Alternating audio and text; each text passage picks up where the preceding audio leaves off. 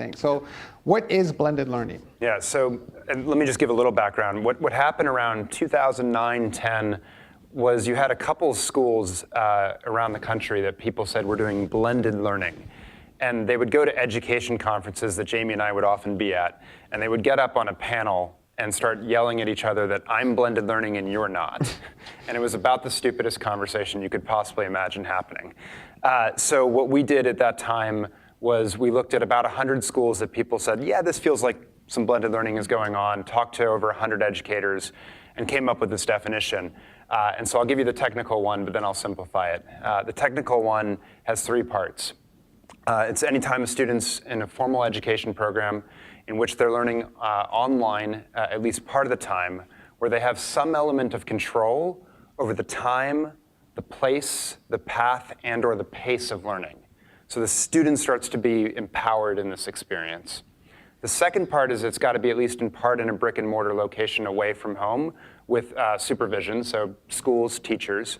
And then the third part is that the experiences that a student enjoys, they have to be connected somehow within a given subject or discipline. So what you do offline has to connect to the online experience. So in other words, when I was in school and teachers wanted to kick me out because I was just being distracting or I had already mastered something in math, and they'd say, go do Oregon Trail. Not blended learning, right? Like the deer and the buffalo or whatever that I killed in Oregon Trail had nothing to do with what I was learning in the classroom with the teacher. So those experiences have to be connected. So the real thing is just to say online learning, blending itself into our schools with teachers. Students get some sort of control over their learning, and those experiences are connected. All right. So where are we on that path? Like, where do you see things happen? Where are things today when it comes to blended learning? So blended learning, I think, is exploding way more than the quote-unquote ed reform conversation actually popularly acknowledges. By some estimates, 75% of school districts are doing some form of blended learning across the country right now. And we're seeing really interesting whole school models use blended learning to literally reinvent what they do and what the teaching and learning experience looks like for students and teachers in really positive ways. If we're being honest, a lot of that blended learning is not stuff that we should get excited about also. And if you talk a little bit about that. What does that mean? Yeah, so I think actually the original definition that people wanted for blended learning was the best of online learning with the best of brick and mortar schools. And that's great, that's what I hope happens, but if we're being honest, a lot of things that you see out there that could be called nothing except blended learning are not places we would want to send our kids to necessarily. They may be just sort of Night of the Living Dead experiences where students are clicking away at multiple choice questions on a computer. A teacher is there, but they're filing their nails because they feel like they've been replaced. This isn't a good experience. And if we're being honest, there's a fair amount of that going on. And so my sense of where we are in this pathway is blended learning is happening whether we like it or not. The exciting thing about it is the ability to personalize an education for every student's distinct needs so that they can find their passion and realize their potential. But we have to really be pushing people on that quality piece now and educating people about the possibilities that it delivers for the first time in human history for every single child, but we're not there yet. Okay. So talk about the role of technology in this world. Where were we? What do you see and what's needed, right? So the magic question, where do you see technology's role in this blended learning environment? Yeah, so I think and maybe it's useful to talk about this as a trajectory, but where I think online learning and technology first started in this environment was really whole class experiences that were delivered online, where you'd write an entire curriculum for a particular course.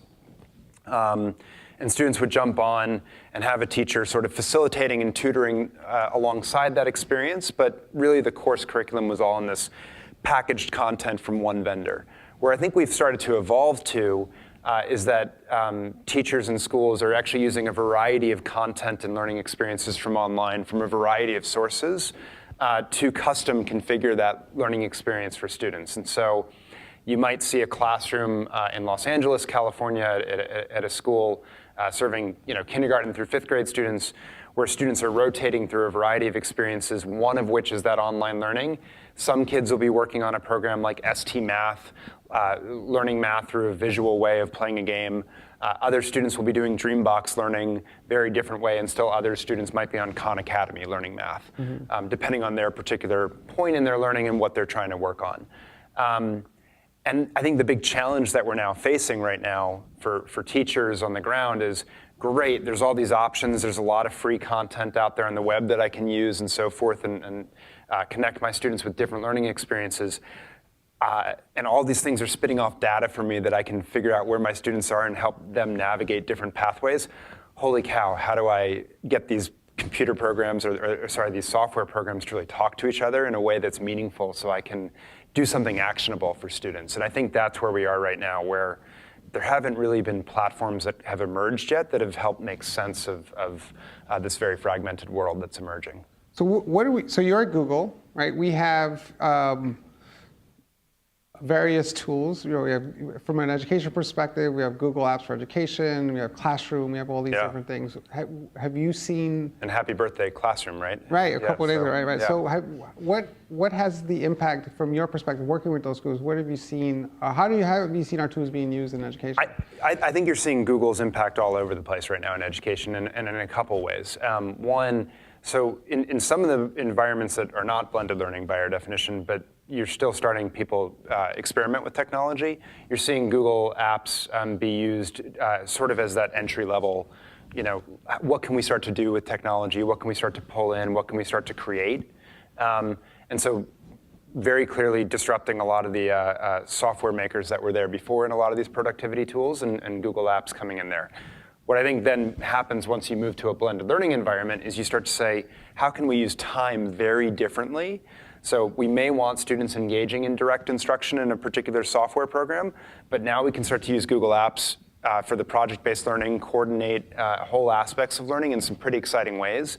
And I think you're seeing teachers use those pathways through a variety of Google Apps in pretty neat ways. And I don't know many schools that don't use Google Apps and when they get into blended learning.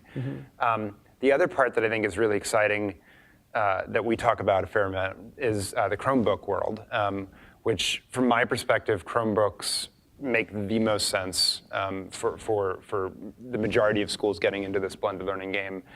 Because they're not just consumption devices, they're also creation devices. And I think that's what separates them from a lot of the tablets that have gotten dumped on the market. And then the price point, I think, is extremely attractive. And then the way you can manage them from the cloud is something that I think schools have found extraordinarily useful in terms of managing devices that otherwise get into problems in other places. One other quick thing, I think your team in particular has done a good job of one other thing, which is not to go into schools and say, all right, here are your Chromebooks, go have fun. You've actually helped people think through, what's the design process that you want to go through? What are you actually trying to solve? And then how can our technology, huge range of it, right, be marshaled to help you solve these problems for teachers and students? Right. And from my perspective, that's what every school and district ought to be doing, is a much more grounds up, what are we trying to do together? Right. And then technology in service of that rather than just layer on technology. Right. So by the way, in a couple minutes, I'm going to ask you guys for questions. So think of your questions, and we want to make sure that we ask Michael some questions. The one question I have for you around blended learning is, where does it usually start? Like, does it start in kindergarten? Does it start in third grade, sixth? Where do you see the peak of the blended learning take off? It's a great question. It's all over the place. And I think for a lot of district schools, it started in high school, particularly in these areas of non-consumption in our language, where the alternative was nothing at all. And I don't think people realize this. 50% of our high schools in this country don't offer calculus. 37% of our high schools do not offer physics. If you're in the state of Georgia, there's 440 high schools roughly. There are 88 certified physics teachers in the entire state, okay? So we can talk about STEM problems or whatever else all we want, like, we gotta get real about that. So high schools literally need to use online learning in their schools to connect students to highly qualified teachers and create very different learning experiences from that which has come before. Really important part where a lot of this has started.